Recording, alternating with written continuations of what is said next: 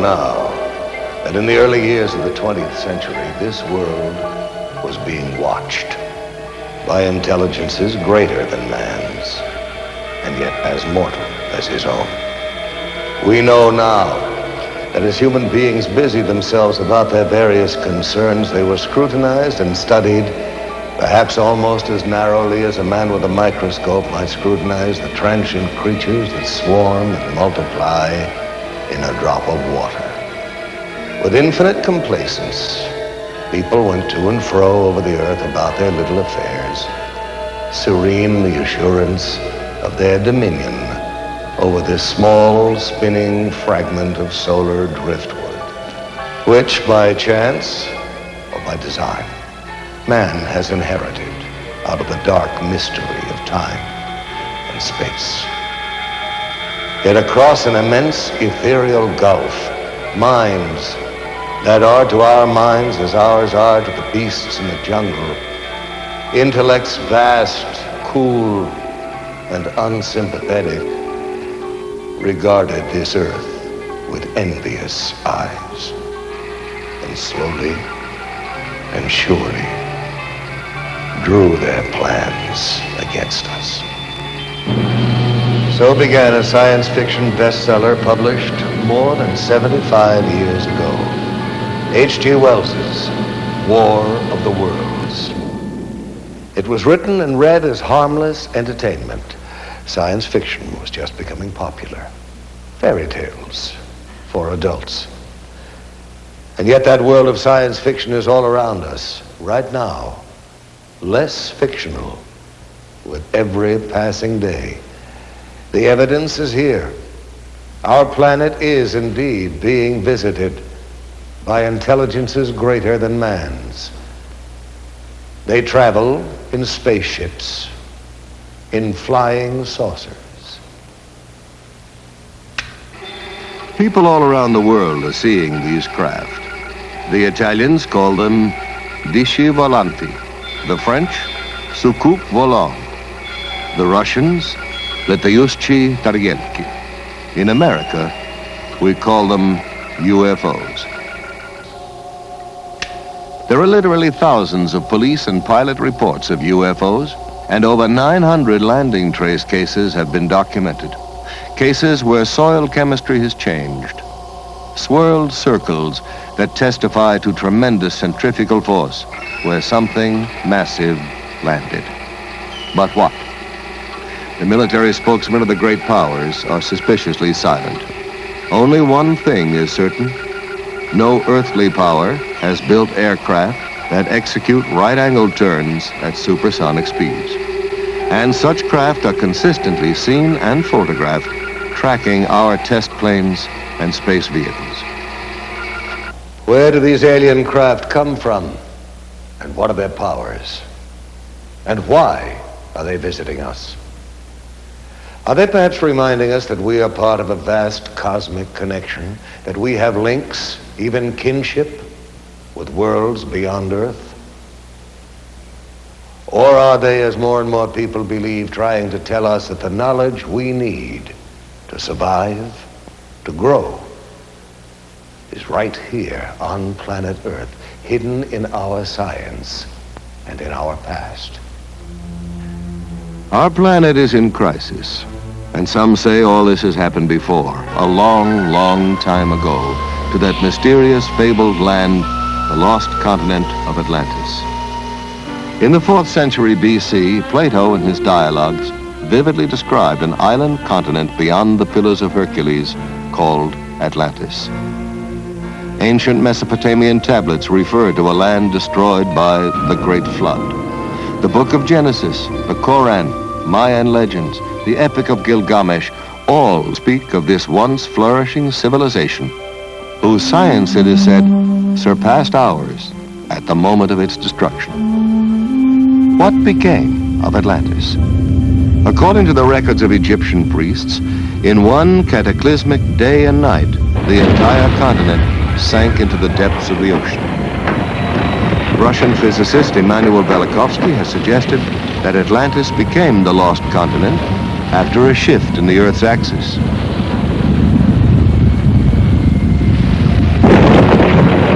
famous psychic Edgar Cayce believed that by misusing the powers of the mind and interrupting the evolution of the planet, Atlantis became the victim of its own perverted super science. And the people of Atlantis, what happened to them?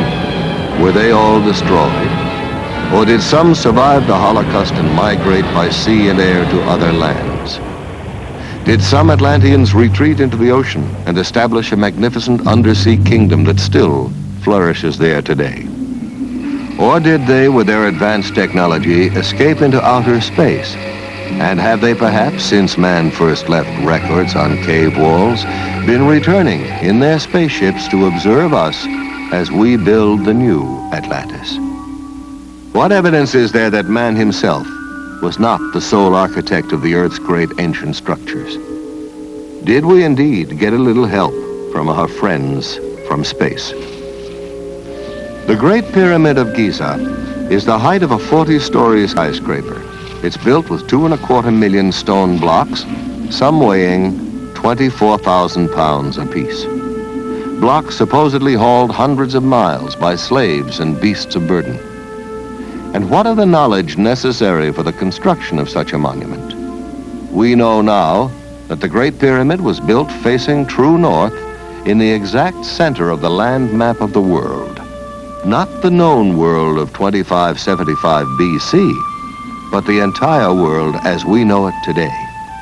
The only way its architects could have derived such calculations would have been to survey the Earth from high in the air, make a global map, project it flat, then draw meridians through the precise center of the map's land surface.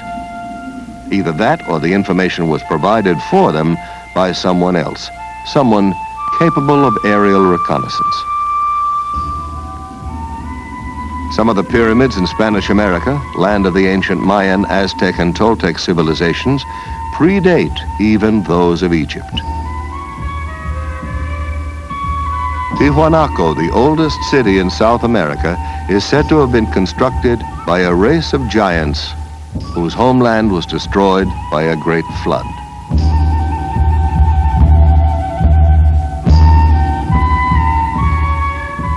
Archaeologists have discovered amazing similarities in architecture and artifacts in Egypt and at Tiwanaku. Similarities which have led some scholars to suggest that these two civilizations might have a common source. That perhaps Egypt was the principal colony of Atlantis in the Old World, while Tiwanaku was one of the drowned continent's colonial outposts in the New.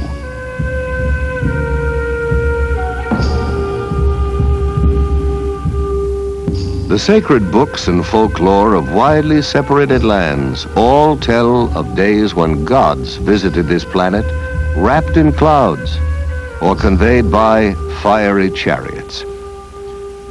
Are the gigantic statues on Easter Island faithful representations of ancient astronauts or Atlantean giants?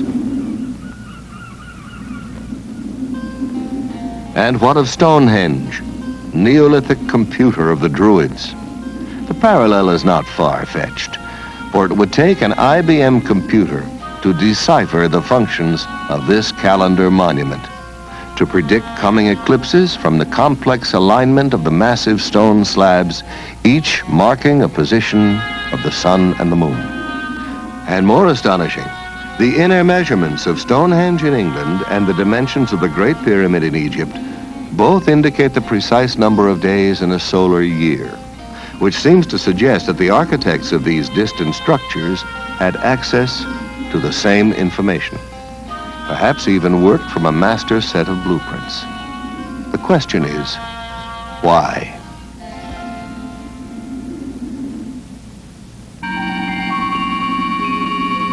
Imagine, if you will, a single team of architects traveling from continent to continent, employing local people to construct navigational aids, great beacons that could be seen from craft orbiting planet Earth.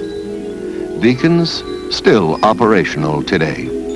Certainly the most permanent evidence that advanced civilizations have been visiting this planet since ancient times may be seen in these time-defying monuments, a world apart. But Let us consider what is happening in our skies today. It was exactly 8:05 p.m. when Air Defense Command received word that a mysterious light was hovering low on the horizon just northeast of Rapid City, South Dakota. Radar operators at Ellsworth Air Force Base shifted their attention to the northeast quadrant of the sky and immediately picked up an unidentified target.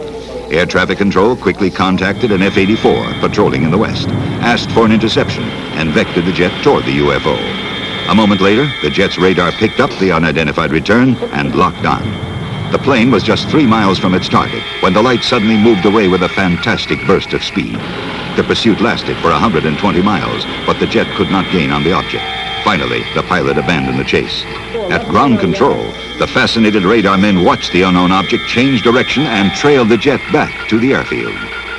The evidence is overwhelming that planet Earth is being visited by intelligently controlled extraterrestrial vehicles. In other words, some UFOs are somebody else's spacecraft. There are no good arguments against UFO reality if we consult the evidence. Stanton T. Friedman, nuclear physicist and lecturer, has been consulting the evidence on UFOs for over 15 years. One of the most extraordinary cases he has studied recently was that of Charles Hickson and Calvin Parker, two shipyard workers from Pascagoula, Mississippi, who claimed that while fishing on the bank of the Pascagoula River, a strange craft emitting a bluish light descended and hovered just above the oyster flat 30 feet away from them. Hickson later described how 3 silvery creatures floated out of the craft, grabbed him, and floated him aboard. There was some kind of zipping sound, and when I turned around in this area out here, about 40 or 50 feet out there, there was some kind of craft, you know. It looked like it's going to come right onto the ground. But it came on down and hovered about a foot and a half or 2 feet off of the ground. But we didn't know what to do, you know. The river behind us and that out there not knowing what it was. So, and then before we had time to really do anything, it seemed like an opening appeared. Toward the end, it was, you know, toward us. And the blue light, it had blue flashing lights as it was, you know, approaching the ground, but then they went out. And when the opening appeared, some source of light came from the inside. It was just almost blinding. Some UFO reports are hard even for governments to dismiss, especially when there are photographs to support the witnesses. At approximately 15 minutes to 10 Monday evening, several citizens from the East Los Angeles area phoned our station and stated that they were observing what they thought was an unidentified flying object. After receiving several of these phone calls, Officer Weinkoop and I were dispatched into the East Los Angeles area to investigate these possible sightings. We observed the object traveling in a southwesterly direction and gave pursuit of the object. While in pursuit, I was passenger officer and I was broadcasting a pursuit to my division watch commander, Sergeant Tigroin of Hollenbeck Division, LAPD. During the pursuit, I managed to take one photograph. This photograph negative was booked into police property using this report and this divisional record number. The spacecraft was oval shaped on top and underneath, like a large pancake blown up in the middle. It did not have any dome like many of them have reported to have had. And it seemed to be about 200 feet in diameter and about 30 feet high. One of the best photographic sequences on record was taken of a UFO over Trindade Island off the coast of Brazil. Military and civilian observers on the Brazilian training ship Almirante Saldanha saw this metallic craft nearly 150 feet long moving in over the sea to circle the island. A professional photographer aboard the ship grabbed his camera and took these photographs, which were officially released to the world by Juscelino Kubitschek, then president of Brazil, as authentic UFO pictures. Evidence of UFO activity over water mounts steadily. Jacques Cousteau has reportedly investigated UFO sightings over South America's Lake Titicaca. Thor Heyerdahl saw strange glowing masses underwater during his famous Kon-Tiki voyage. And there are literally hundreds of reports from marine scientists and ship's crews of mysterious undersea craft. What is the connection between UFOs and water? Are extraterrestrials using the oceans of our world as highly developed bases for successive space expeditions? Or are these craft, as some people believe, piloted by descendants of Atlantean survivors who sought refuge long ago under the sea? What evidence is there to support this speculation? We now have the means to explore our ocean floors, and divers have located vast stretches of what appear to be the paving stones of giants, stones as huge as the blocks that built the pyramids, crisscrossing the ocean bed in mid-Atlantic. Archaeologists have found the walkways and pillars of an ancient sunken temple off the coast of Bimini in the Bahamas. Are these undersea structures traces of one of the cities of Atlantis? Consider the mysterious triangle-shaped area in the Caribbean Sea that extends from the edge of the Gulf Stream about 150 miles east of Fort Lauderdale, Florida, to 40 degrees west latitude in the mid-Atlantic. Known in olden times as the Sargasso Sea, this area is a graveyard of the unexplained. It's a place where strange things happen to compasses. Strange things happen to time. Down through the centuries, this watery graveyard has claimed Spanish galleons, windjammers, steamships, supertankers, pleasure yachts, and aircraft. Almost all disappeared without trace, as if the tentacles of some mythical monster had reached out and seized them. This area is known today as the Bermuda Triangle, or Devil's Triangle. On December 5th, 1945, 5 TBM Avenger torpedo bombers under the command of Lieutenant Charles C. Taylor took off from Fort Lauderdale Naval Air Station on a routine navigational mission. Surface winds of 20 knots, skies clear, visibility unlimited. Suddenly, just 15 minutes before the flight was due to land, Fort Lauderdale Tower picked up Lieutenant Taylor's frantic voice. The time, 4 p.m. Calling it tower. This is an emergency. We seem to be off course. We cannot see land. Repeat, we cannot see land. What is your position? We're not sure of our position. We can't be sure just where we are. We seem to be lost. Assume bearing due west. Well, we don't know which way is west. Everything is wrong. We can't be sure of any direction. Looks like we're entering white water now. I tell you, we're completely lost. Then, at 4:25 p.m.,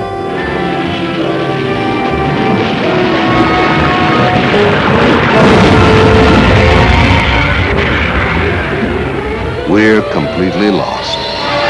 And then, silence. Forever.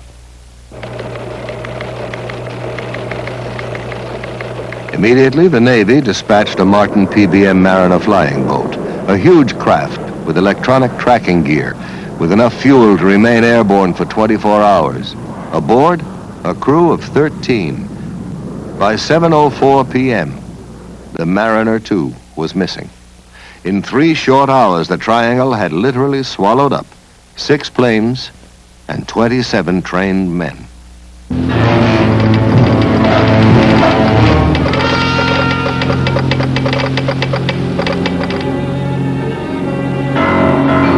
By dawn the following day, the greatest air-sea rescue search ever launched was underway. 242 aircraft and 18 ships scoured the area known as the Devil's Triangle, but not a trace was found. Not an oil slick, not a piece of wreckage, not a life raft. Nothing.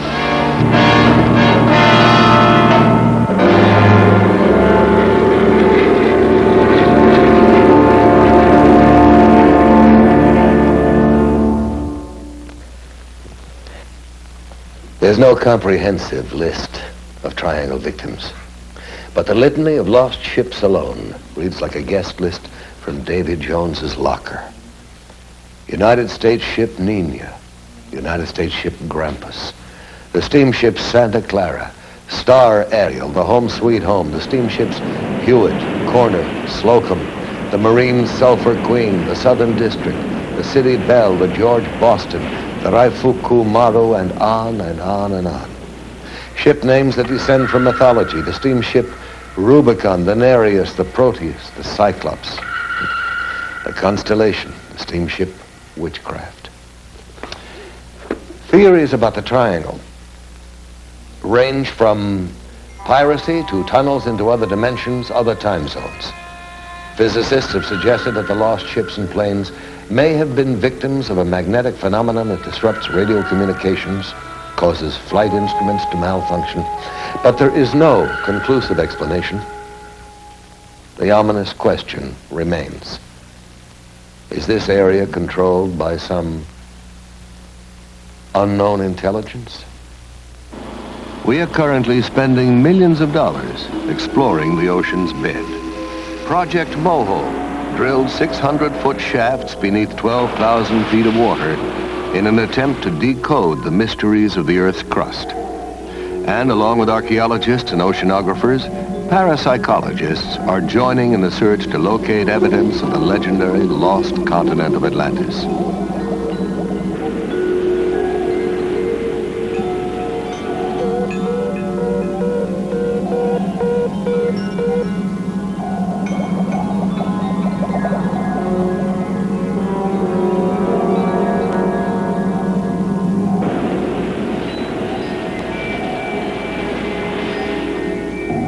Myths from every country tell of gods and mermaids rising up out of the ocean. What if mythology is really condensed history, and the tales of these enchanted sea creatures are in fact eyewitness reports?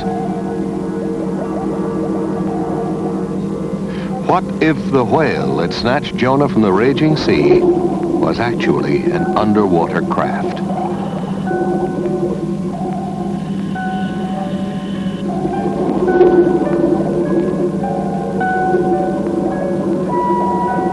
Undersea colonization may be a reality within our lifetime.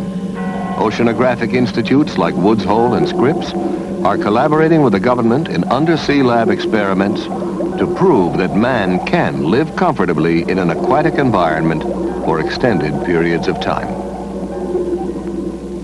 In order to survive under the sea and in deep space, man is developing new tools, mind tools, telepathy, clairvoyance, psychokinesis.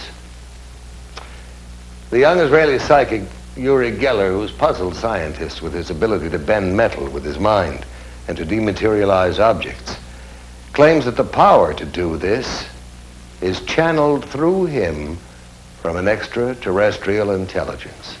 Well, if Geller is right, we all have a lot of new thinking to do. Meanwhile, the governments of both Russia and America are quietly sponsoring psychic research. Both countries have seriously considered using telepathy, the direct transference of thought from one mind to another, as a means of communicating with submarines and spaceships. Another country where ESP research is being carried out with the utmost objectivity is Czechoslovakia.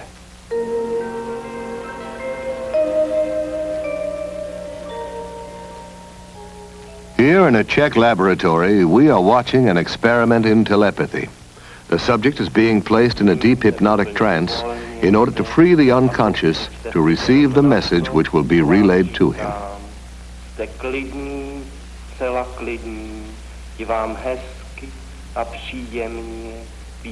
First, the subject is placed in a deep hypnotic trance.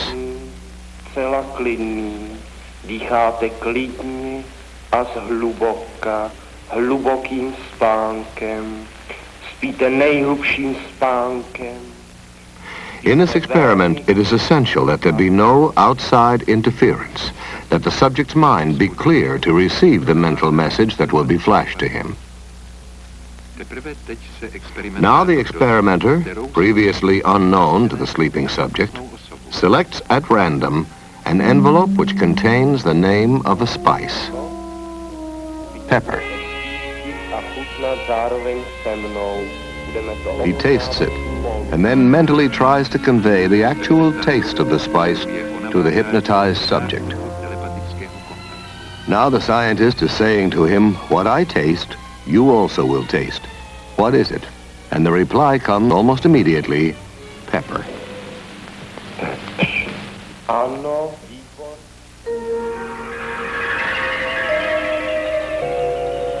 Psychokinesis, the ability to move physical objects with the force of the mind, is also a subject of intense interest to science and to the military. Here in Leningrad, under strictest test conditions, talented sensitive Nina Kulagina makes the magnetic needle of a compass rotate by sheer mind energy.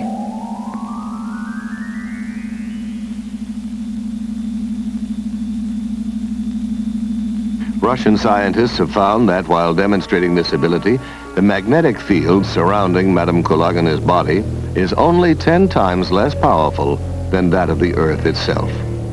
Using this same energy, Madame Kulagina can also make non-magnetic objects like these matchsticks, shielded under glass, creep toward her across the table.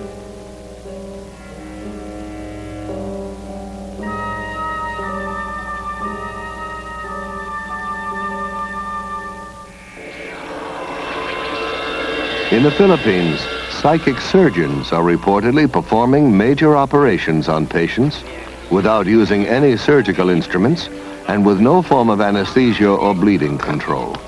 Yet the surgery appears to be painless and paranormal healing takes place almost immediately. The most publicized of the surgeons, Tony Agpoa, is removing a pituitary tumor from the forehead of a California businessman, Donald Westerbeck, who flew to the Philippines after doctors had warned him of the risks involved in traditional surgery. Here in Westerbeck's own voice is his description of the result of his operation. When I came to the Philippines, I was very dubious about this entire process, but I felt that it would be a shame to have the operation first and find there was any truth to the Philippine phenomenon. Whatever comes out may or may not be the right kind of tissue. It may well be symbolic, but it is now 2 years since that operation, and the symptoms, which were progressing quite rapidly, have pretty much disappeared. I know that whatever happened in the Philippines had a certain effect on the progress of what was happening within my head.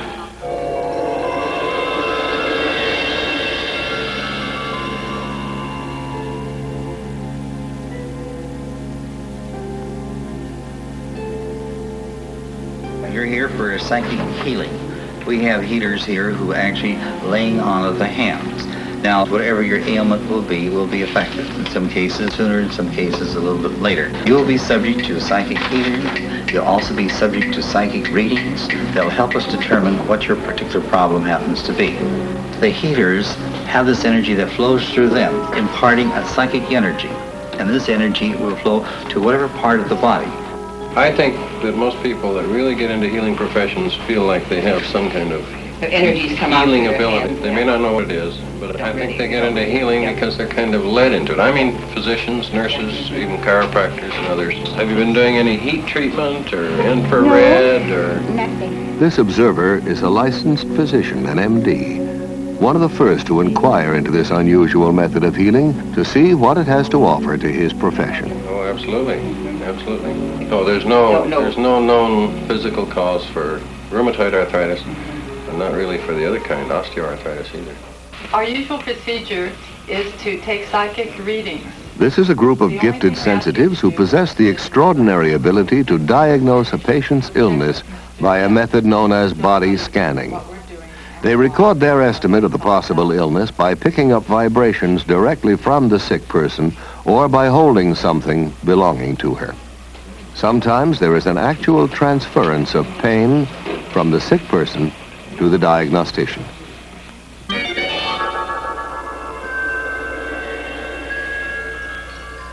The idea of an energy field or an aura surrounding the human body goes back many centuries.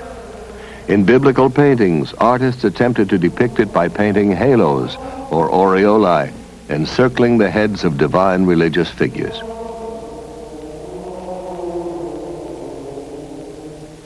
Rather more recently, this NASA picture shows Apollo 12 astronaut Pete Conrad on the moon with a bluish glow around him.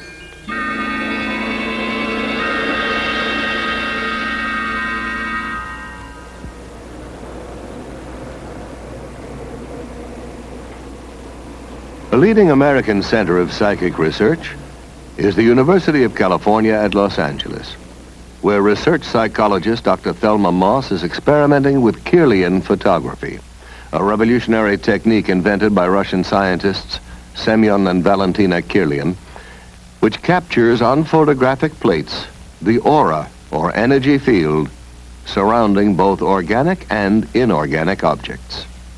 Dr. Moss, could you tell us about your research here at UCLA?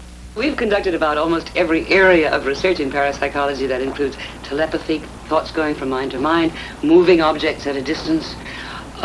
Primarily now, we're extremely interested in energy fields around the body.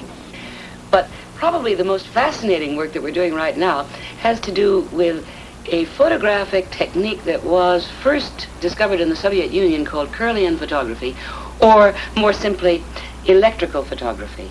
And we've been able to get some pretty fascinating stuff on moving picture film using this technique, and I'd like to show it for you now, if I may. Okay, I'm going to turn on the film projector here, and we'll be taking a look at some of our work in motion pictures.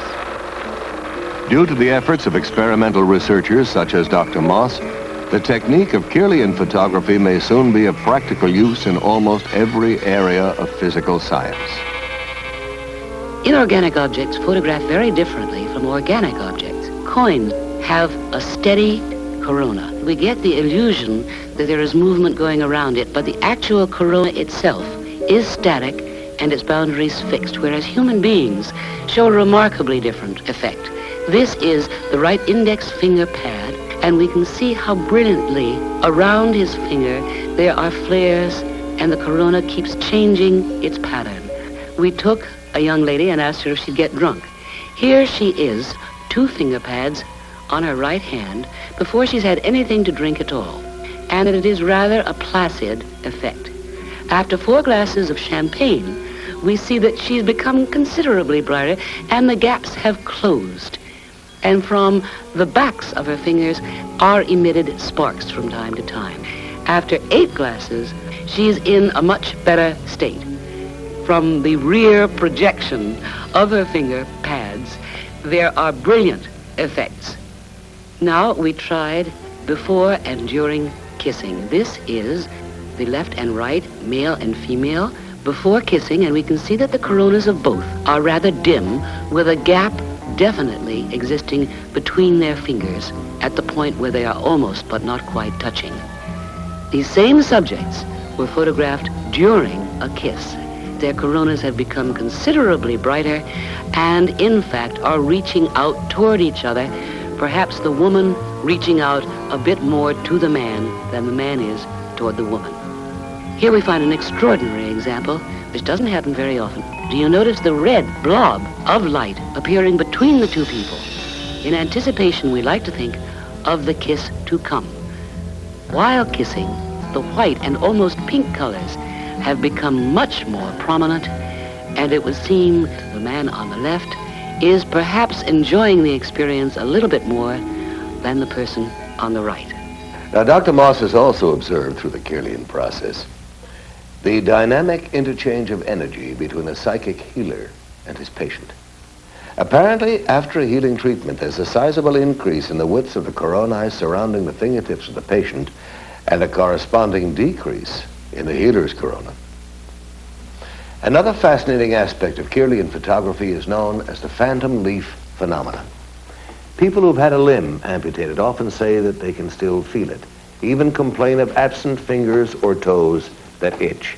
Now this, according to scientists, can be explained by the persistence of old sensory patterns in the brain. But for years, psychics have claimed that they can actually see phantom limbs still attached to the body. And now the Kirlian technique supports their claim. In Dr. Moss's laboratory, first they photographed an intact leaf, then cut away part of the leaf and photographed it again. For a short time, a phantom counterpart of pure energy remained where the leaf had been cut. making up a complete sparkling outline of the whole leaf. One of the most dramatic things in Kirlian photography is the phantom leaf effect. Here is a leaf on the left side. It has been cut.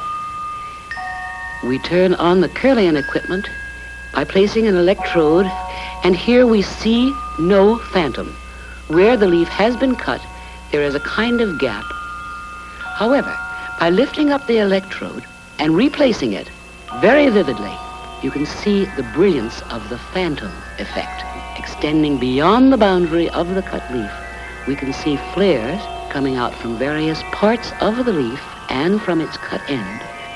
We cannot explain the effect. We simply know that it exists and that we can take it. About 30% of the time, we obtain this phantom effect. Dr. Moss, have you investigated any other types of psychic phenomena? Oh, I'm called on frequently. Psychotherapists sometimes bring their patients in because they've got some problems. One of the strangest areas of all is when we are called, I would say we get 100 calls a year, to find out about haunted houses. People think their houses are haunted. And we did one extraordinary investigation with interesting results of a haunted house here in Los Angeles for the American Society for Psychical Research. Not far from UCLA is still another haunted house, inhabited by Mr. and Mrs. Robert Rice, their 5 children, and a ghost. Mr. Rice, when were you first aware that your house was haunted? It was the holiday season of Christmas in 1969. Did you see or hear something?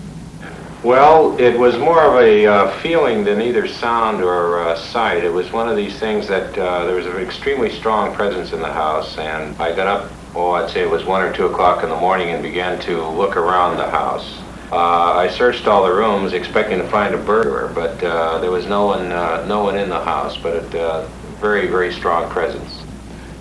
Soon after this, Mr. and Mrs. Rice called in a psychic to find out if their house was indeed haunted.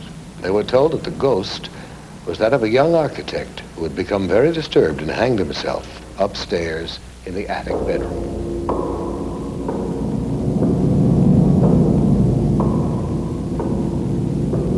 Well, I was working in my studio downstairs. I'm a painter, and this individual had become such a familiar part of our family after a number of years that I more or less tried to communicate with him on working in this painting.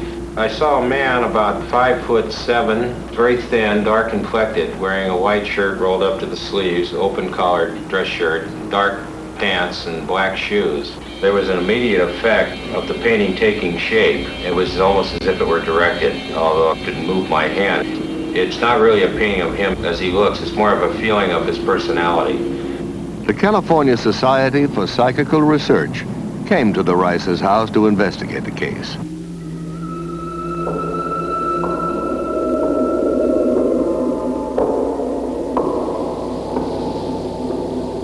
And they went through the house and the different parts of the house, wherever they were, that they felt something, they would record that. They felt very strong feelings of him upstairs where he was supposed to have hung himself. There were unusual noises up and down the stairs, and it sounded like someone walking up and down the stairs.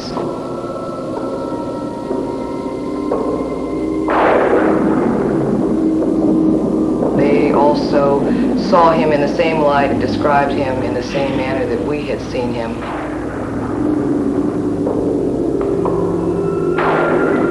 Much of their conclusions concurred with what we had told them ourselves. In view of the 5 children, there are absolutely no problems whatsoever. They're very aware of what's happened. It really doesn't bother them. They're used to the idea. We've never been afraid of him, and it's never bothered us living here, and we've been here for 5 years. Actually, we've kind of enjoyed having him as a silent member of the family.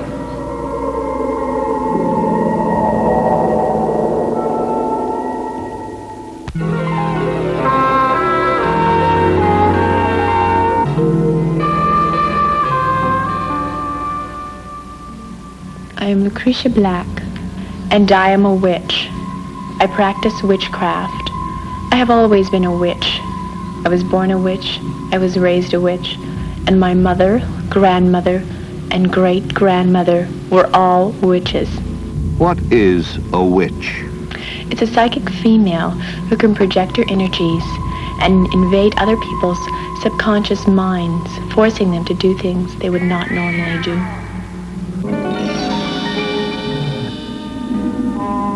This is Witches' Mill in England, where in the Middle Ages, witches practiced their ancient art. There are witches who worship nature spirits and use plants and herbs to make potions for the sick. Witches who cast spells to dry up a neighbor's cow or blight his crop. Witches who wore charms and amulets to dispel the dark forces. In England, in medieval times, the church burned and hanged witches, blaming them when someone became sick or died. In France, Joan of Arc was burned at the stake because the church was afraid of her amazing psychic powers. Down through the ages, people with psychic ability have been falsely accused of being witches. And as recently as 1970, in San Jose, California, an ordinary Midwestern housewife was charged with practicing witchcraft.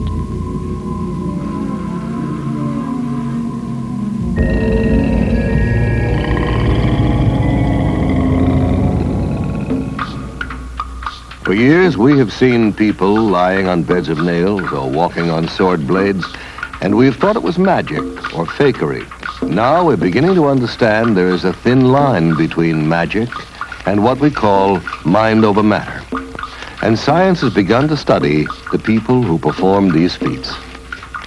Here in Hawaii, members of an ancient tribe walked barefoot through fiery coals without suffering pain or injury to their skin.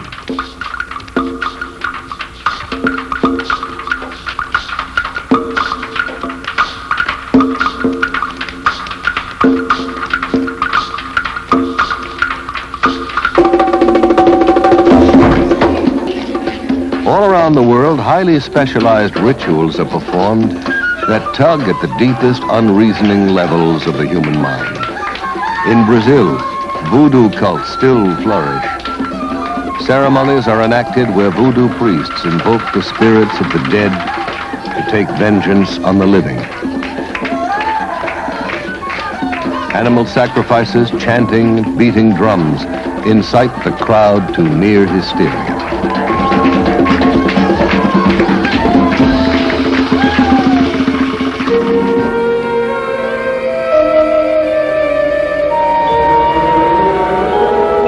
Questionable occult ceremonies are not limited to the more primitive areas of the world.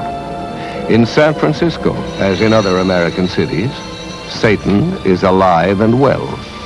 And to prove it, here, with the full cooperation of the men and women involved, is an actual celebration of the Black Mass. In nomine Dei nostri, Satanas Luciferi excelsi. In the name of Satan, the ruler of earth, King of the world, open wide the gates of hell and come forth to greet me as your brother and friend. Grant me the indulgences of which I speak, for I live as the beasts of the field, rejoicing in the fleshly life. I favor the just and I curse the rotten. By all the gods of the pit, I command that these things of which I speak shall come to pass. Blessed are the strong, for they shall possess the earth.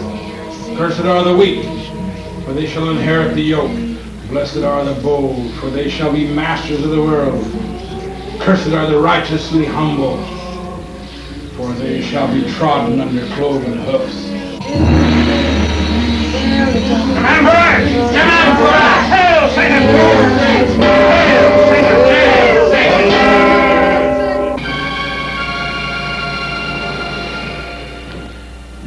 Some people still allow themselves to be seduced by the theatrics of dark and sterile practices. But most of us are reaching out to a new, exciting future. There is now a generation born to the knowledge that man can leave the earth. A generation prepared, even eager, for contact from beyond Earth. And we're beginning to explore inner space to learn about the amazing psychic potential of the human mind. Where then do UFOs fit into our newly expanding awareness of the paranormal? Perhaps investigative reporter Ralph Blum, author of Beyond Earth, a book about man's contact with UFOs, could answer that question for us. Mr. Blum, what do you think about the UFOs? I think we have to consider them as an example of Murphy's Law. Murphy's Law says that if something can possibly happen, it will. There doesn't seem to be much doubt that UFOs are happening, that they are real physical objects occupying both physical space and time. But the data also implies that UFOs may not actually fly here over vast, enormous distances, but simply materialize here, function as physical craft while in our atmosphere, and then dematerialize. I've interviewed Air Force pilots whose mission was to acquire UFO footage, men who've tracked and photographed UFOs and then just watched them vanish. Professor J.H. Bruning of the University of Mississippi has pointed out how closely a UFO experience resembles a psychic event. In both instances, something that, according to the rigid rules of science, shouldn't be there, appears and violates the known laws of space and time and gravity. Ghosts and UFOs seem to have a lot in common. Ghosts materialize, seem to float or hover above the ground, often communicate telepathically, then dematerialize, just like the reports of UFOs and their crews. These and other fascinating phenomena such as time loss, teleportation, and spontaneous healing are all associated both with occult and UFO experiences. And I'm inclined to agree with astronomer Alan Hynek, who suggested that we may be dealing with an intelligence that knows more about the physical world than we do, more about the psychic world, and is using it all. Mr. Blum, I understand that you got down to Pascagoula, Mississippi, just 36 hours after Charles Hickson and Calvin Parker had their UFO encounter. Yes, I did. It was the first time I'd seen for myself the profoundly disturbing effect of such an experience, not only on the two men, but on the entire town. Nothing that powerful had happened to Pascagoula since Hurricane Camille hit the Gulf Coast. And it was quite impossible to sit in the same room with Charlie and Calvin and not believe that something terrifying had happened to them. They had me one on this arm like this, and on the other one, you know, they had my other arm like that. And I just seemed to lift up to the same height they were off the ground, and we just moved into the craft. Now inside, how did they lay you out? Do you remember how it happened? Yes. I didn't see any tables or chairs or anything in there. I'm not saying it wasn't in there because the light was almost blinding, but I didn't see any. And when they carried me inside, they seemed to just lean me back, you know. And this eye, well, I keep referring to it as an eye, it moved up in front of me about this close. Mm-hmm. And it started right at my eyes, looking me right in the eye. Uh-huh. And it hesitated there for a few seconds, and it just started moving over my entire body.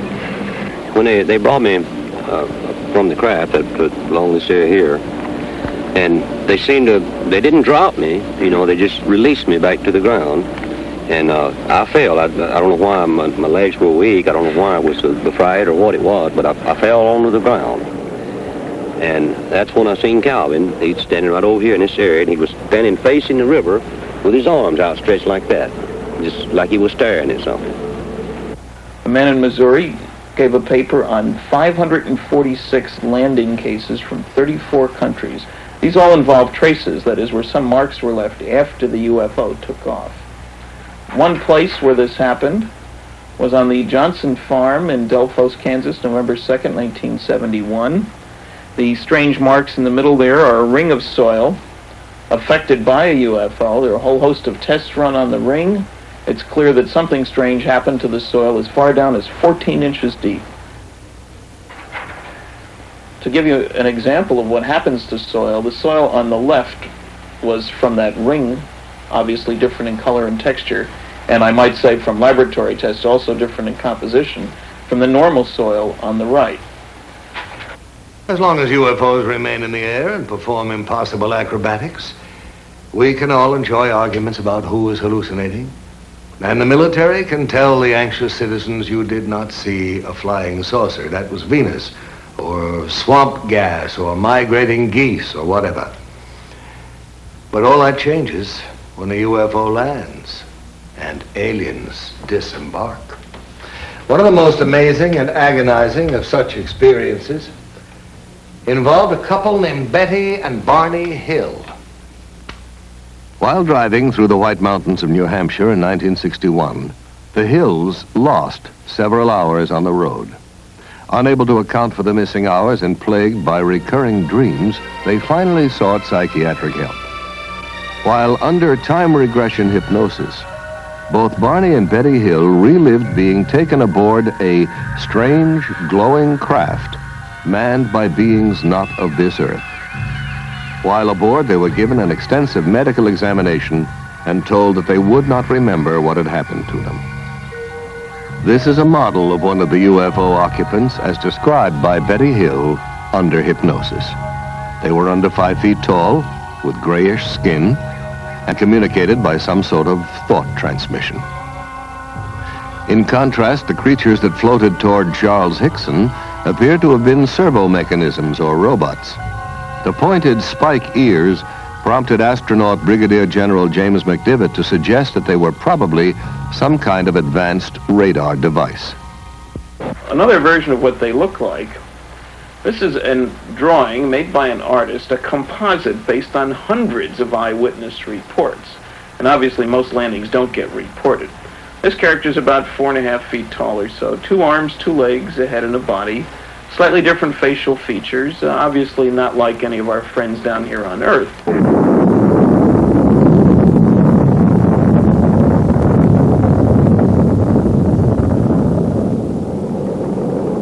However, there are definite parallels in behavior. They have Earth excursion modules, which behave very like our lunar excursion modules. Take our Apollo program. We have strange-looking flying craft carried on board a launch vehicle.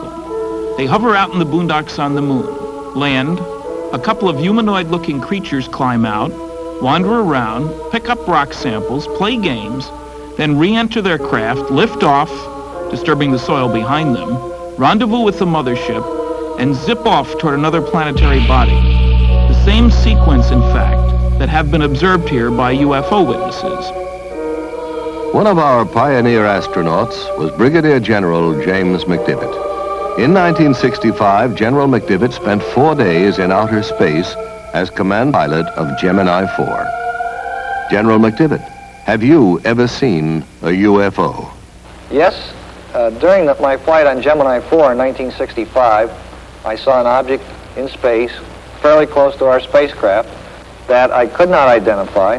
It looked to me like maybe the upper stage of another rocket. I tried to take some pictures of it, but unfortunately the pictures did not come out properly. We never were able to identify what it was, and all of our ground radar tracking data indicated that there shouldn't have been another object anywhere near us at the time. General McDivitt, do you know anyone else who claims to have seen a UFO? Well, yes. As a matter of fact, I know all kinds of people who claim to have seen them. Some of them are very legitimate, and some of them I think are just having fun. I had an opportunity recently to meet a gentleman from Mississippi who claims to have actually been taken into a spacecraft. And quite frankly, I believe that that gentleman is telling what he considers to be the truth. He wasn't looking for publicity. He wasn't trying to be funny. He was trying to be very honest. He was very sincere.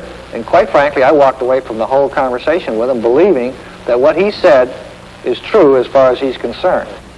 Well, I kind of thought it was people at first, you know, off like that. But of course, when they appeared there in front of me, it was the most shock I've ever had in my life. They were shorter than me. I'd say about 5'2" or 3", and they didn't have a neck. The head, it seemed to come directly to their shoulders. And it had something that came out to a point about where a nose would be, and on the side, the ears. And I believe that they looked like they were a little longer on the ears than the nose. But it seemed to me when they came out that doorway, or that opening, or whatever it was, then just almost instantly, they were right there on us. Their arms, they had arms, and I saw the arms moving here and in the shoulders. But they had weld. I mean, their fingers were weld, and then they had something like a thumb, and they were like this. Mm-hmm. Can you tell me about the lie detector test? When they were asked to come over here to talk to these people, they had in their mind that it was just a big joke. And if I understand it correctly, they ran one test on Mr. Hickson. The machine showed that he was telling the truth. Then they run another one, And then the examiner, he began to wonder himself. So he ran the third test, and he believed just what Mr. Hickson had told him. Sheriff Diamond, can you tell me just what happened that night? We questioned them at length. And then we left the room and recorded every all the conversation they had. Recorded between the two of them. And one of them kept wanting to pray. And he said, after all I went through on this earth, he said, why should I have to see something like this? Calvin Parker, I was questioning him, and at one time he wanted to climb the wall. That's how nervous and how shook up he was. But since I was down there, and since I was a physician, and several other scientists and investigators were asked to consult and look into the situation, I was asked, would I mind if I would be present, and I said I wouldn't mind at all. And while it is still very difficult for us to believe that a spaceship landed and that robot-type creatures came out and actually took these two people into the spaceship, these men, in my opinion, believe that they saw this and that they were being honest in reporting what they have reported. Charles Hickson's story is not unique. UFOs first soared into the news in this country in 1947 when pilot Kenneth Arnold saw 9 disc-shaped objects skimming along at high speed and in an unconventional manner, like a saucer would if you skipped it across water. A newspaperman who interviewed Arnold coined the term flying saucer, and over a quarter century of sky watching began. For 28 years, these metallic disc-shaped craft, tens of meters in diameter, have been seen around the world, from Paris to Papua to Pascagoula. Although science has failed to supply a generally accepted explanation of UFOs, the subject has been investigated by the United States Congress. In 1968, Congressman J. Edward Roush of Indiana chaired the House Committee on Sciences and Astronautics Symposium on UFOs. Congressman, do you believe UFOs are somebody else's spacecraft? Well, I hesitate in answering the question only because of this. I don't know, but my imagination tells me that perhaps, just perhaps, there is something that would permit a man to travel faster than light. Perhaps there is something that would permit an intelligent form of life from another planet revolving around another star to make that long trip. And that way they left out hundreds of reports by... For more than 20 years, Major Donald E. Kehoe, U.S. Marine Corps retired, has been reporting on the world of flying saucers. I understand, Major Kehoe, that like physicist Stanton Friedman, you believe that we are being visited by intelligently controlled vehicles from other planets.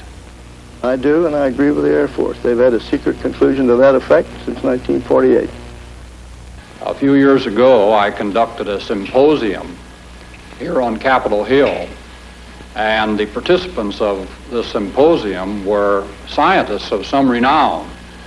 They were scientists who had an interest in UFOs, and during the course of that symposium, photos were presented which purported to be UFOs.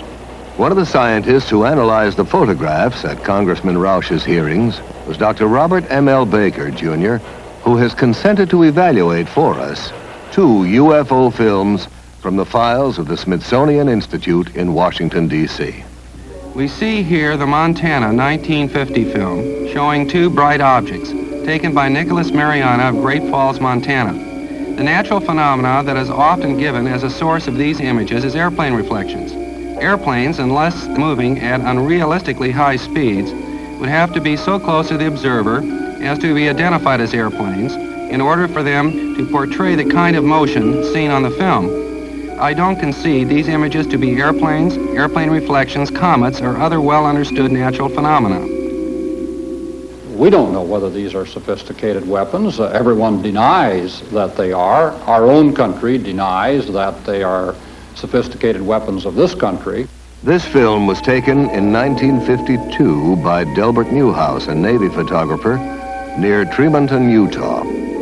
He estimated that there were approximately a dozen metallic objects shaped like 2 saucers, one inverted on top of the other. The official explanation was that the objects were a flock of soaring gulls. But Dr. Baker had this to say. Birds, such as gulls, simply don't make the kinds of accelerated turns at high speeds that were measured on the film. There also exists some meteorological data that would indicate that there were no updrafts that could have allowed the birds to maintain flight for long periods by simply spiraling. It would seem more likely to me that it is some natural phenomena or even possibly something from outer space. There is, however, another theory. The Bermuda Triangle is not the only area in which navigators have been troubled by the odd behavior of magnetic compasses. As every school child knows, something strange happens to your magnetic compass as you voyage into the Earth's polar regions. Scientists have turned to space, to the upper atmosphere, even to the sun, to account for this magnetic anomaly. But responsible reports suggest a greater mystery. A large concentration of UFO sightings in the Arctic and Antarctic has led some experts to speculate that these regions may serve as landing bases for extraterrestrial craft. It's even been suggested that the flying saucers, in fact, emerge from and re-enter the Earth's interior by polar doorways, and at the center of our planet is their true place of origin.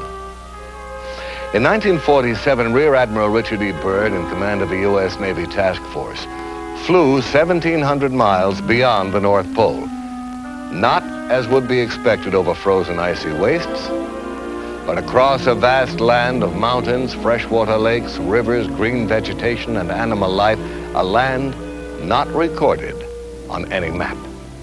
From the evidence provided by Admiral Byrd and other famous explorers of the Arctic and the Antarctic, it has been suggested that the Earth is not, as we have been taught, a solid sphere with a fiery center of molten metal, but is in fact a hollow shell in which a small amount of the original fire remains to form a central sun capable of emitting light and of supporting plant growth.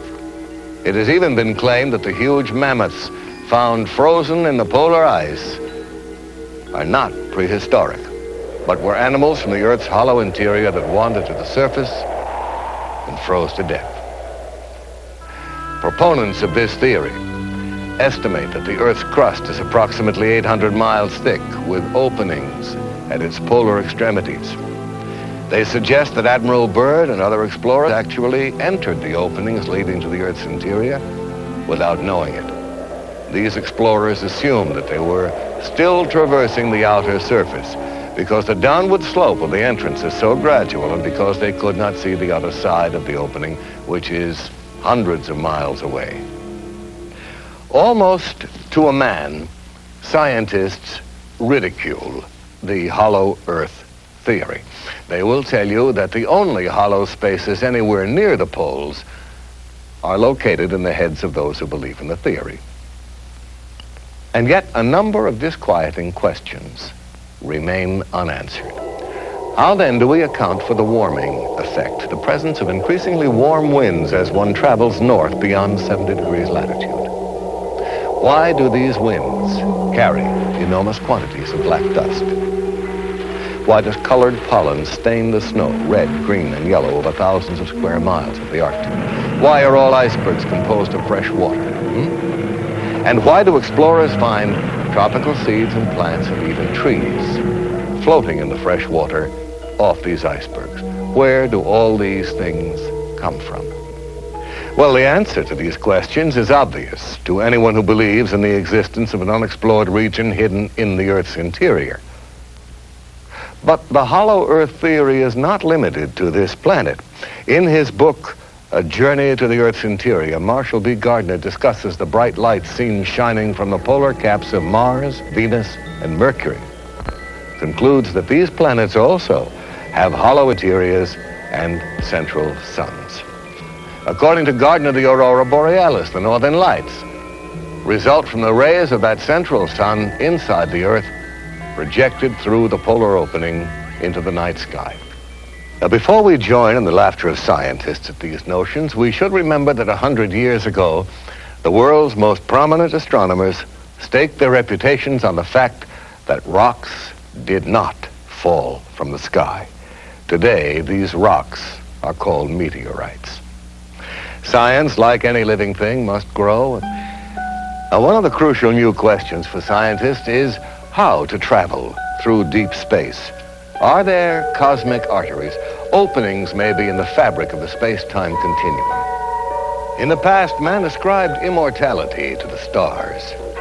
But now we know that, like ourselves, stars are born, grow old, and eventually die.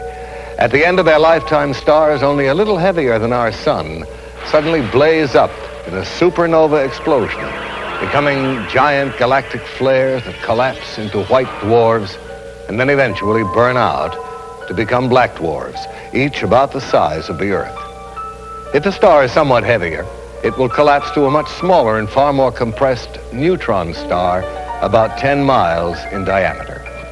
But what happens to stars at least 3 times the size of our sun? Those which do not reach a quiet old age as a neutron or dwarf star. Scientists believe that the collapse of these enormous stars is so powerful that once it begins, nothing can ever stop it. They continue to shrink until the gravitational field surrounding them is so strong it becomes completely closed off from the rest of space. Nothing that enters this region can ever escape, not even light. And so these stars become invisible black holes in the fabric of space.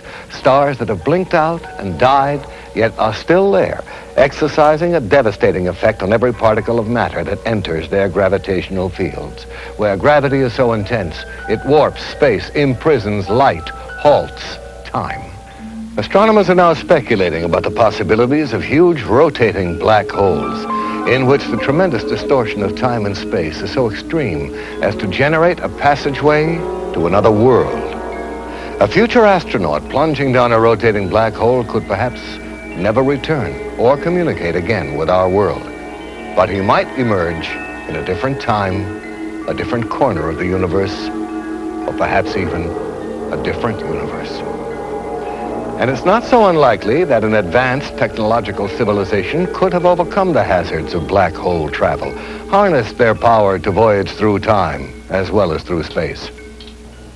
In his stunning book, The Cosmic Connection, astronomer Carl Sagan imagines for us a federation of societies in the galaxy that have established a black hole rapid transit system in which a vehicle is rapidly routed through an interlaced network of black holes to that black hole nearest to its destination. As even more dramatic evidence of interplanetary penetration, we can look to Siberia just after the turn of the century. An unidentified space object hurtled toward Earth at over 30,000 miles an hour. Trailing streams of fire, it broke into our atmosphere, and then came the explosion.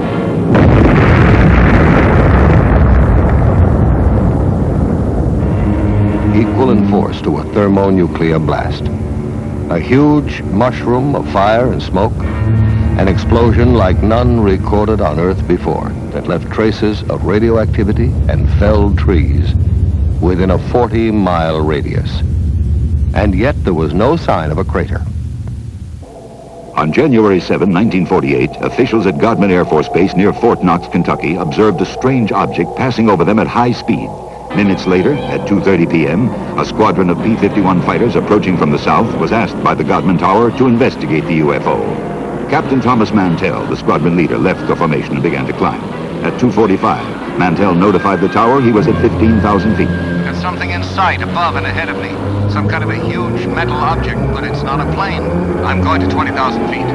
At 3:15, Mantell radioed again. It's now directly ahead of me and moving at about my speed. I'm trying to close for a better look. That was Captain Mantell's last transmission. All further attempts to reach him failed. Less than an hour later, searchers found the plane. Mantell was dead. His shattered watch had stopped at 3:18. Does our military have in its possession the twisted metal remains of crashed UFOs, the charred bodies of space crewmen? I don't know. There are no easy answers. But one thing is clear. With the formidable resources at its disposal, the American military has to have the best collection of UFO data in the world.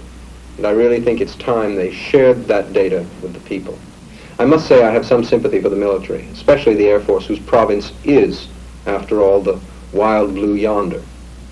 What do you do when something unknown is penetrating your airspace and you can't cope with it? The bureaucratic solution seems to be, when in doubt, classify. But I also have real sympathy with the people who are the victims of this policy, people whose lives will never be the same because they had the courage to report what they saw. I admit some people have been seeing some pretty strange things lately. One of the strangest and most bizarre is the appearance of huge hairy creatures that walk upright on two legs and are frequently sighted in areas where UFO activity has been reported. Somewhere in these dense forests lurks something for whose origin and existence science can offer no earthly explanation. Called Sasquatch in Canada, Bigfoot in the western states, Folk Monster in Arkansas, Momo in Missouri, Skunk Ape in the Florida Everglades, these foul-smelling giants, some of them reportedly 10 feet in height, crash around in the undergrowth, uproot trees, invade logging camps, and terrify witnesses.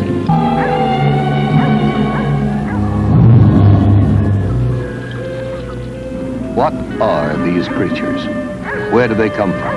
How did they get here?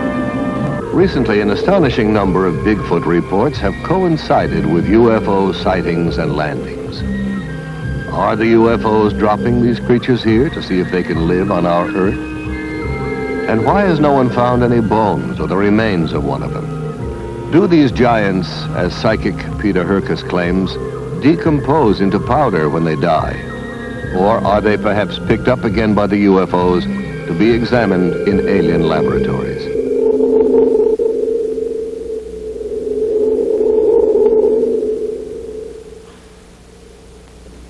Is the Bigfoot a cosmic mutation? Incredible as this notion may seem, we're contemplating even stranger possibilities in our own laboratories.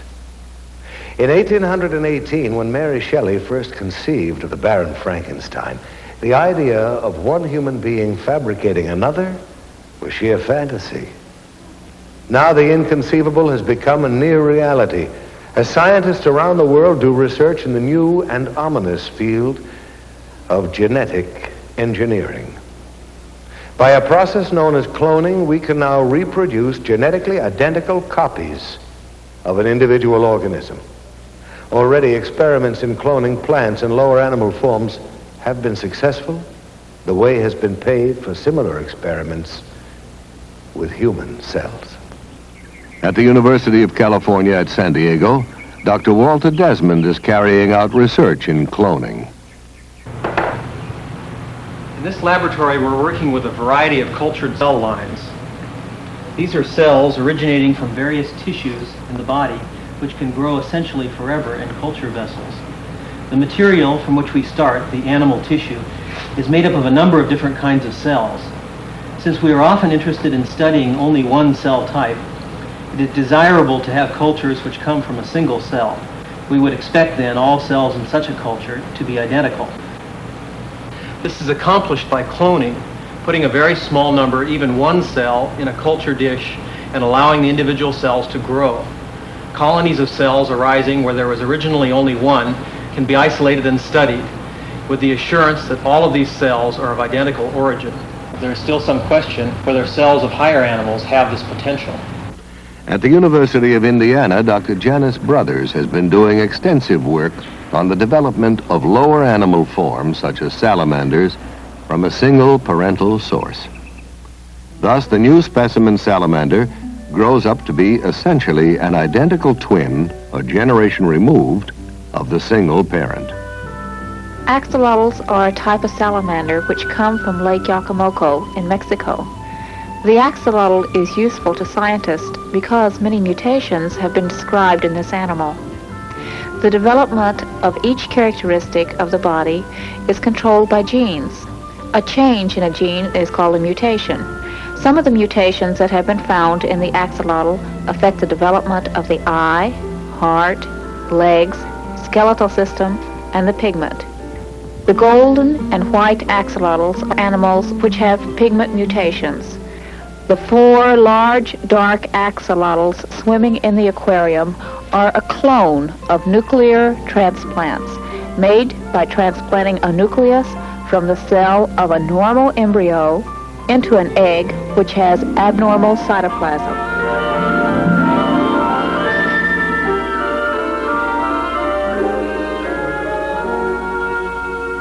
First, man thought that only man possessed communication systems. Then we made friends with the dolphin. And now plants take their place among the communicating life forms of this planet. Since 1969, Marcel Vogel, a senior research chemist at IBM, has been actively engaged in the study of man-plant communication. Vogel believes not only that plants respond to our thoughts, but that they are super-sensitive instruments for measuring our emotions. Working with green, broad-leaved houseplants like this philodendron, Vogel wraps a copper wire around the plant and attaches a small stainless steel electrode to the plant leaf.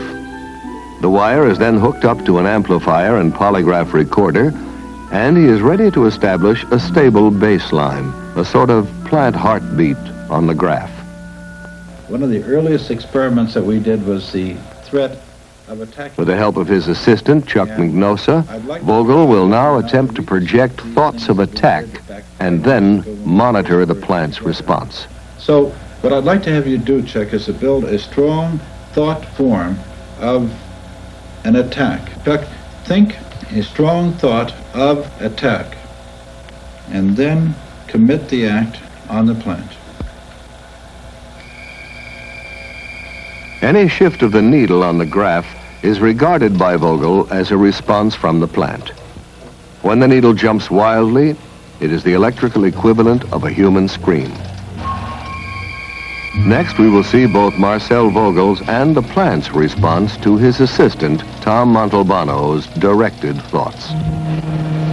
Both the plant and Marcel Vogel are tied into the narcophysiograph biofeedback machine. This is the plant response telemetered through the stainless steel electrodes. Here is Marcel's galvanic skin response. This trace is Marcel's pressure and his cardiovascular relaxation and tension of the blood vessels. This trace is the temperature variation coming from Marcel's hand. As you can see, it's lowering. Now be quiet. Now I'll focus into you, Tom. Tom, do you like women? Definitely. Now it's responding to you. And this time I'll focus on to your liking of women. Now here you have my response to your thought, but nothing with the plant yet. Now we're getting an emotion, a response, you see, right here. I had a thought of doing some healing work. Good. Now repeat that operation, that thought. There's the repeat.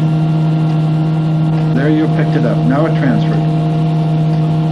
See, your mind was locked in. There's the thought finally transferred.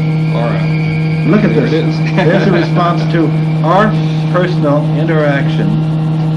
It's always a thrill to me when I see this happen, because it's hard to believe that we are all linked together with thought.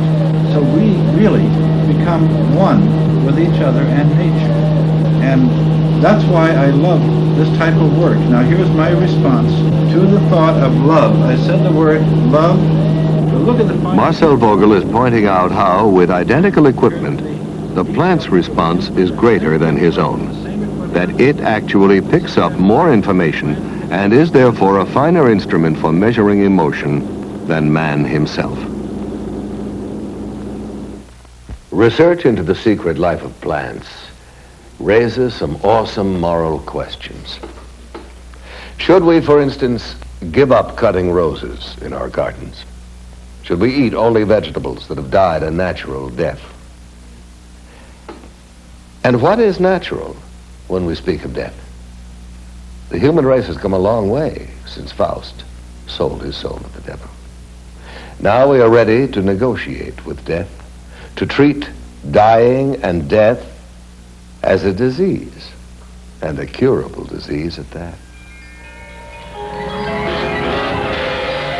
In March of 1963, biologists at the University of Oklahoma confirmed that the skin cells of the Egyptian princess Mene were still intact and, in effect, alive. Yet Princess Mene has been dead for several thousand years. Ancient Egyptian priests apparently knew many of the secrets of life preservation, secrets we are now in the process of rediscovering through a branch of science so new that most people have never heard of it. The name is cryonics. Cryonics is a program of extended life. Because of the tremendous gap between the research laboratory and the general practitioner's office, it appears it is no longer appropriate to bury or cremate an individual simply because he is suffering from a terminal disease and has suffered a cardiac arrest. In fact, there is much more we can do utilizing the newest developments and breakthroughs in the science of cryobiology. In fact, cryonics regards dying and death as a disease, most serious indeed, but not necessarily incurable. How do you cure a patient of death? Well, under ideal conditions, a patient would be in a hospital, and just seconds after cessation of heartbeat, death certificate would be signed, constituting legal death. Immediately, the patient's body temperature must be reduced to 0 degrees centigrade just as soon as possible. This is accomplished by usually placing the patient in a cold bath solution and rapidly reducing the body temperature. The purpose is that we are trying to reduce the metabolism. We are trying to slow down the dying process as rapidly as we can. Preparing the body for the second phase of cryonic suspension, which is perfusion, where the body is actually brought down to temperatures all the way down to 300 degrees below zero. This process of perfusion consists of replacing the blood in the body with a biological antifreeze that protects the cells from these very, very low temperatures. Once the patient has gone through the perfusion process, they are placed in a temporary environment of dry ice until a capsule has been prepared, a cryogenic storage vessel made out of stainless steel that will contain the patient's body and also provide the low temperature refrigerant. In this case, we're using liquid nitrogen, which has a temperature of minus 320 degrees Fahrenheit. At this temperature, for all practical purposes, time ceased to exist. We are not in the business or interested at all in freezing dead bodies and trying to bring them back to life. In fact, what we are doing is we are slowing down by utilizing low temperature biology. We are slowing down and stopping the dying process just as soon as it legally becomes possible. The churches are very much in agreement with the objective of extending and saving precious life. Here we have a young lady who was placed in cryonic suspension, and actually the church not only agreed with the procedures, but actually provided a Monsignor to come down and bless the capsule in the hope that indeed that this woman could be saved. How did you become interested in this research, Mr. Nelson? Well, as a child, I was fascinated with the phenomena of hibernation, how animals could survive long, foodless, cold winters. Most recently, we had a real example of a human being, a young man by the name of Armando Sacaros, who wanted to escape from Cuba. And he conceived of the idea of stowing away in the wheel well of a high-flying jet.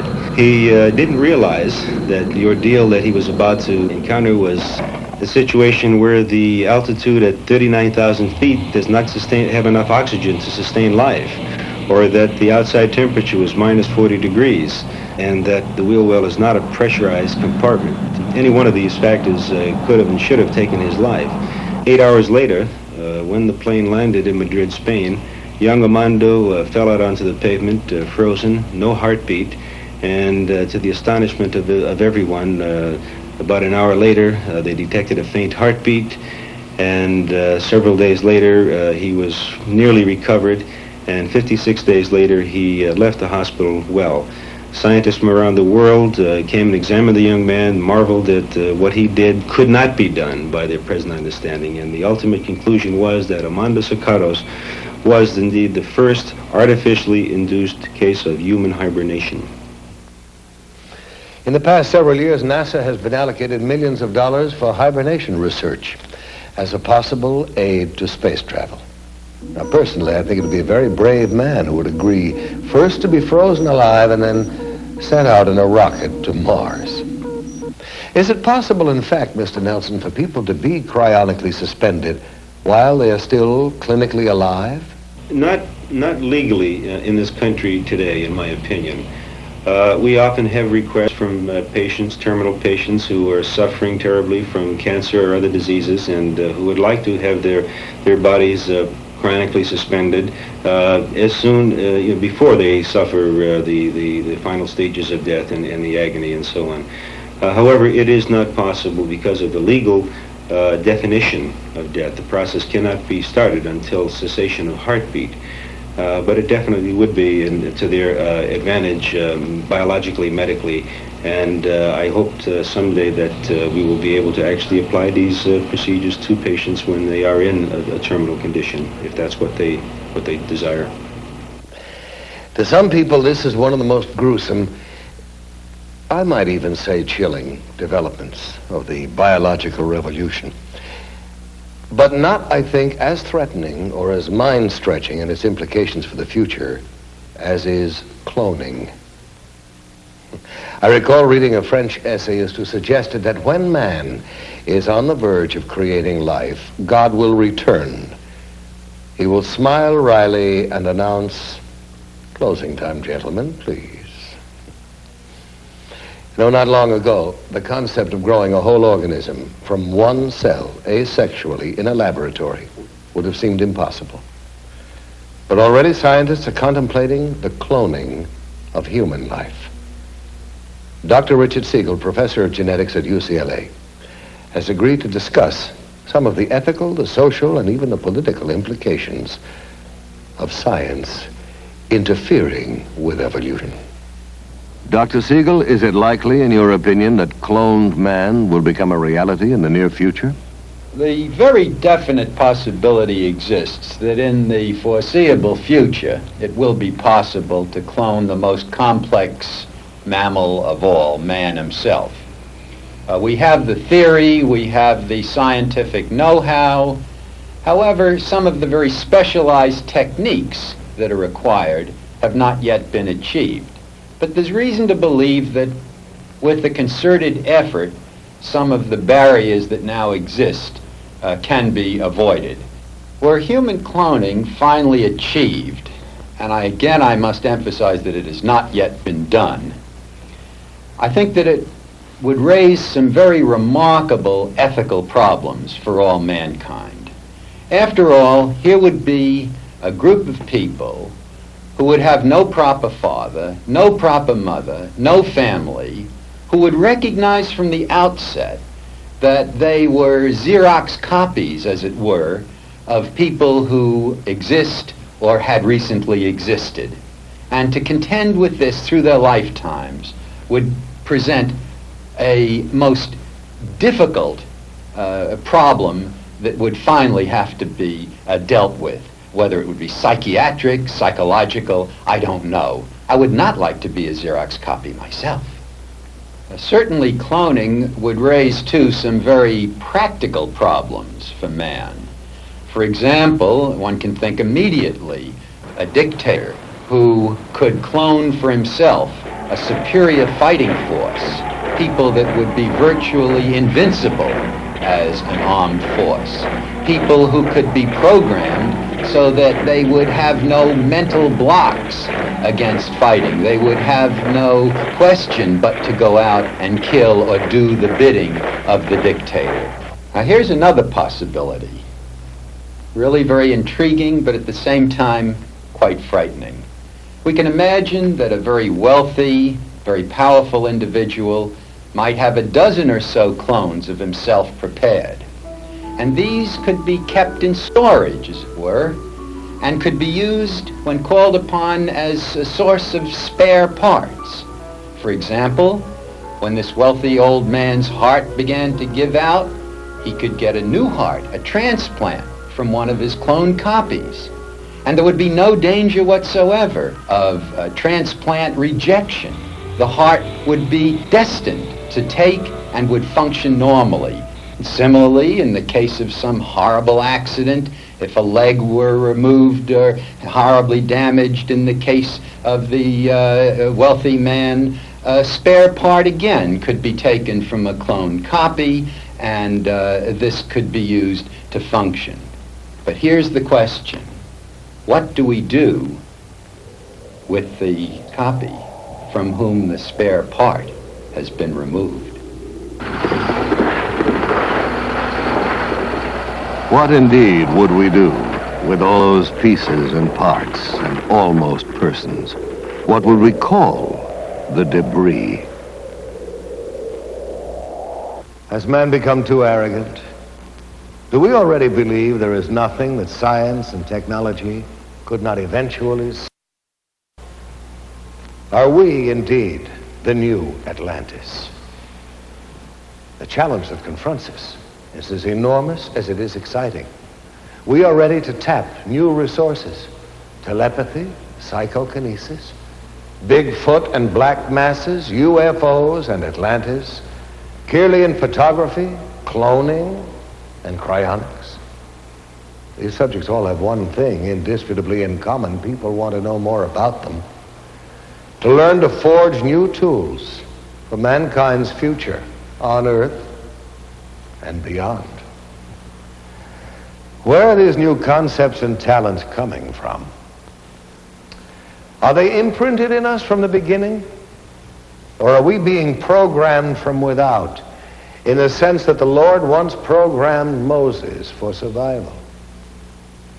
Are some of us again in contact with angels, technological angels, if you like, who are better at the game and wiser? I don't know. I think that they know more of what's going on down here on this earth than we think. And I don't know, they might have been, you might say, looking for somebody that could, you might say, hold up under the strain and convince people that there is another world and there's some kind of life on that world. They. Who are they? Well, we're living in a troubled time. So perhaps the most pleasing theory is that they are from planet Earth itself, from far in the future, when we have at last learned to travel backward in time.